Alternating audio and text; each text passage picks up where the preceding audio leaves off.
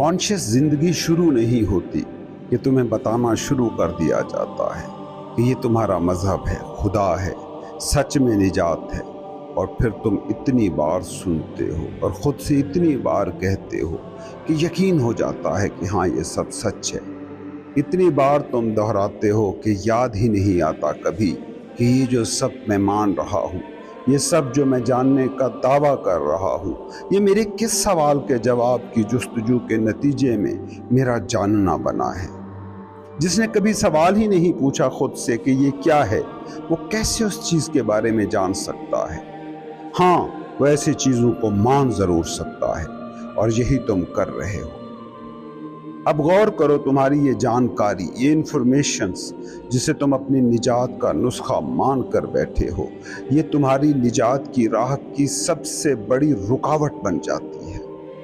कभी सवाल ही नहीं करोगे कि खुदा है या नहीं, या खुदा क्या है, मजहब क्या है, हकीकत क्या है, क्योंकि तुम ये मान ही बैठे हो कि तुम जानते हो।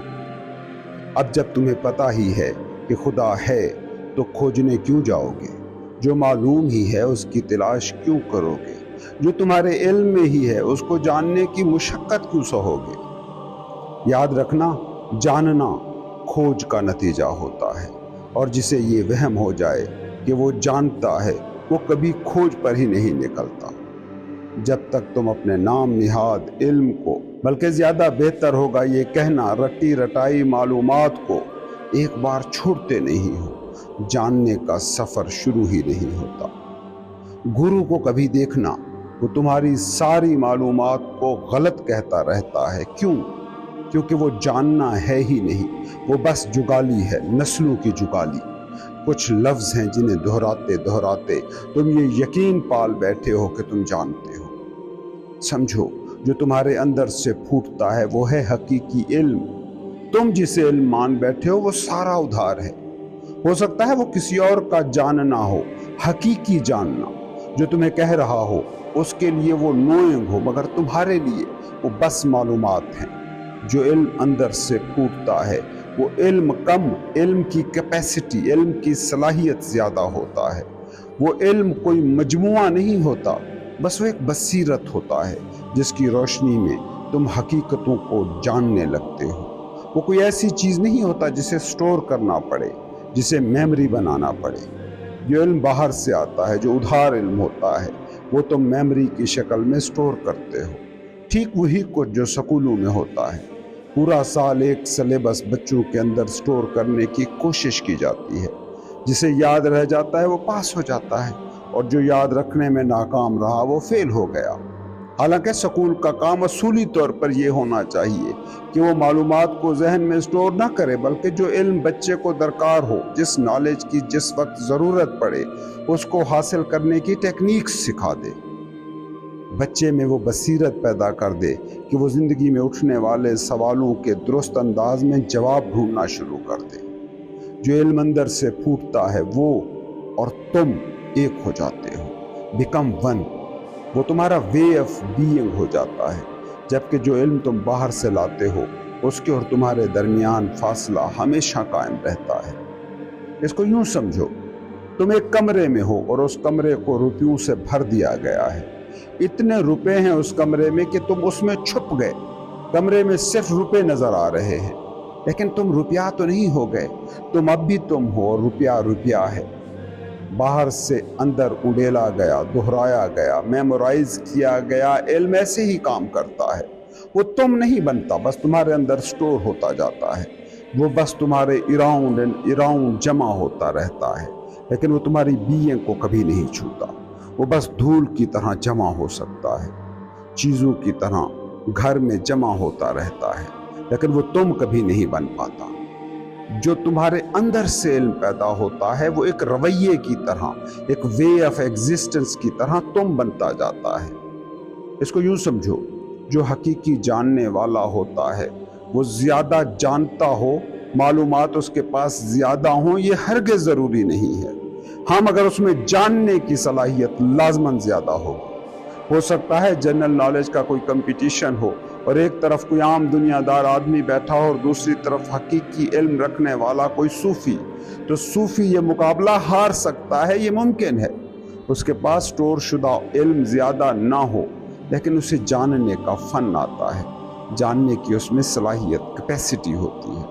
مثال کے طور پر دو ایسے ہی لوگوں کو اگر یہ ٹاسک ملے کہ ایک چیز یا فن ہے جس کو سیکھنا ہے، تو وہ جس کے پاس سیکھنے کی ٹیکنیک ہے، حقیقی علم ہے، وہ عام دنیا دار آدمی سے کہیں تیزی سے وہ چیز سیکھ جائے گا۔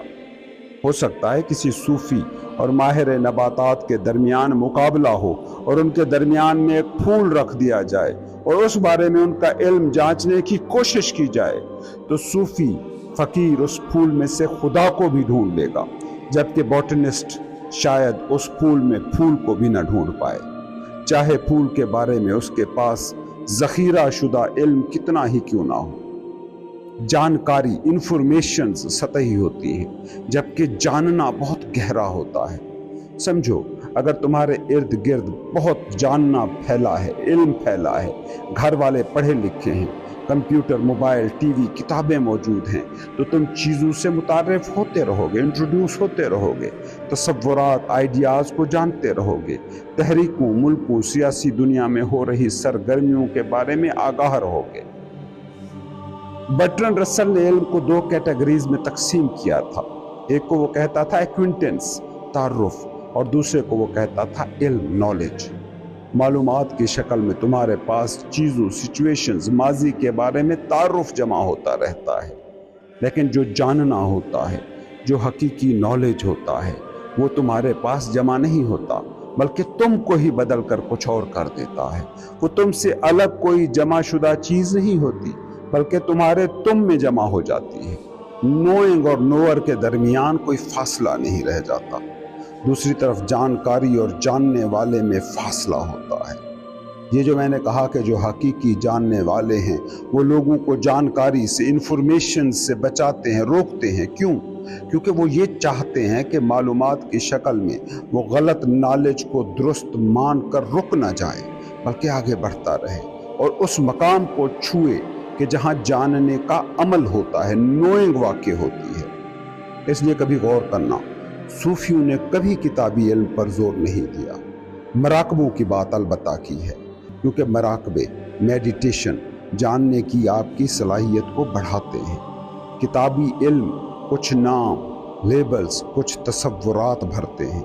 حقیقی علم کی راہ پر جب کوئی چلتا ہے اور صوفی کے مقام کو پاتا ہے تو پتہ ہے اس وقت کیا بچتا ہے؟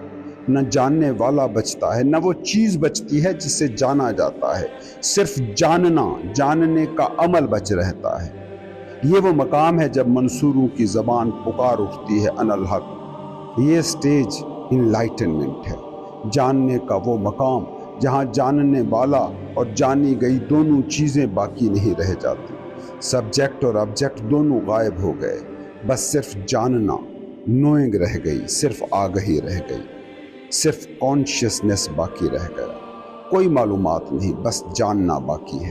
اور اس بات کو سمجھو کہ معلومات جہاں ختم ہوتی ہیں وہاں جاننے والا خود ہی ختم ہو جاتا ہے۔ سوچو نا، تم کیا ہو؟ تم کہتے ہو میں فلاں ہوں، یہ میرا مذہب، یہ میرا ملک، یہ میری ذات، یہ میری برادری۔ اب اس میں آپ کا نام، آپ کا مذہب، آپ کا ملک، آپ کی ذات، برادری، یہ سب انفارمیشنز ہیں جو آپ نے ادھار لی ہیں سماج سے، گھر سے، ارد گرد سے، اسکول سے۔ یہ سب آپ کے پاس موجود انفارمیشنز ہیں۔ ان سب معلومات کو آپ کے ذہن سے چھین لیا جائے تو کیا خیال ہے آپ کیا بچیں گے؟ اب آپ کیا کہیں گے خود کو کہ کیا ہیں؟ اب آپ کچھ بھی نہیں رہے، اب آپ نہ ہو گئے۔ یوں سمجھو یہ آپ کا جسم ہے جس کے ایک عضو کا نام آپ کو معلوم ہے، آپ کہتے ہیں یہ ہاتھ ہے، یہ پیر ہے، یہ آنکھ ہے، یہ سر ہے، یہ بال ہیں، یہ ناخن ہے، یہ جسم ہے، یہ دل ہے، اور یہ سب کچھ مل کر آپ بنتے ہیں۔ یہ اب آپ کے پاس انفارمیشن ہے، یہ ساری جمع ہو کر بتا رہی ہے کہ یہ آپ کا جسم ہے، یہ انفارمیشنز ہیں۔ اب آپ سے یہ ساری انفارمیشنز چھن گئی، اب آپ اپنے مادی وجود کو کیا کہیں گے کہ یہ کیا ہے؟ کیسے کہیں گے کہ یہ میں ہوں؟ جانکاری، معلومات تمہاری انا کو، تمہاری میں کو مضبوط کرتے ہیں۔ انا کے پاس جتنے زیادہ لیبل ہوں، جتنی زیادہ انفارمیشن ہو، وہ اتنی ہی مضبوط ہوتی ہے۔ کوئی لفظ زیادہ جانتا ہے وہ شاعر بن کر مضبوط انا بن جاتا ہے۔ کسی کے پاس میں کے ساتھ جڑے ہوئے لیبل زیادہ ہو جاتے ہیں، मेरा घर, मेरी गाड़ी, मेरी फैक्ट्री, मेरी नौकरी, मेरा दूसरा घर, ऐसी चीज़ें जिन पर लगे लेबल के साथ मेरा चिमटा हुआ है, उसकी अना मजबूत होगी। और तो और किसी ने अपनी नमाजें रोज़ों का हिसाब रखा हुआ है, उनकी मिकदार और तादाद का ज़्यादा होना उसकी अना को मजबूत कर रहा होता है। जानकारी अना को, मैं को मजबूत करती है, जबकि जानना अना को मिटाता है। तुम खुद मुशाहिदा करना शुरू करो, साफ नज़र आएगा। जितना लोग ज़्यादा जानते जाते हैं उनकी अना बढ़ती जाती है, उनकी मैं तगड़ी होती जाती है, गरूर आता जाता है। जितना ज़्यादा तुम जानते जाओगे चाल ढाल बदलती जाएगी। तुम्हारे अंदर एक मकाम हमेशा एक्टिव तन कर खड़ा रहेगा और चीखता रहेगा कि मैं जानता हूँ। इन्फॉर्मेशन जितनी बढ़ती जाएगी अना उतनी मजबूत होती जाएगी। लेकिन जब तुम जानने वाले बनते हो तो जो वाक़या होता है वो इससे बिल्कुल उलट होता है, उसमें मैं मिटती है। जब जानने की सलाहियत कामिल हो जाती है तो अना कमज़ोर होते होते मुकम्मल फना हो जाती है। जिस दिन अना मुकम्मल मिटती है, ये वो मकाम है जहाँ जानने वाला भी मिट जाता है और जिसके बारे में जाना जा रहा है वो भी मिट जाता है। सिर्फ जानना बाकी रह जाता है, खालिस अवेयरनेस। तुम्हारे मौलवियों और सूफियों फ़कीरों में यही फ़र्क है। मौलवी पादरी किताबों पर किताबें पढ़ते जाते हैं और यूं यूं उनका हासिल शुदा इल्म, मालूमात, जानकारी बढ़ती जाती है, उनका मकाम रुतबा ऊंचा होता जाता है, उनकी अना भी बढ़ती जाती है। दूसरी तरफ सूफ़ी फ़कीरों में यूं यूं जानने की सलाहियत बढ़ती जाती है, उनकी मैं मिटती जाती है। और जब जानने की सलाहियत कामिल मकाम पर पहुँचती है तो उनकी अना भी मुकम्मल तौर पर मिटकर कुल बीइंग से एक हो जाती है। वो मकाम कि जिसे रूमी कहते हैं कतरा समंदर में मिल गया। अब कतरा जो समंदर में मिल गया वो कैसे बताए कि ये समंदर है और ये कतरा है।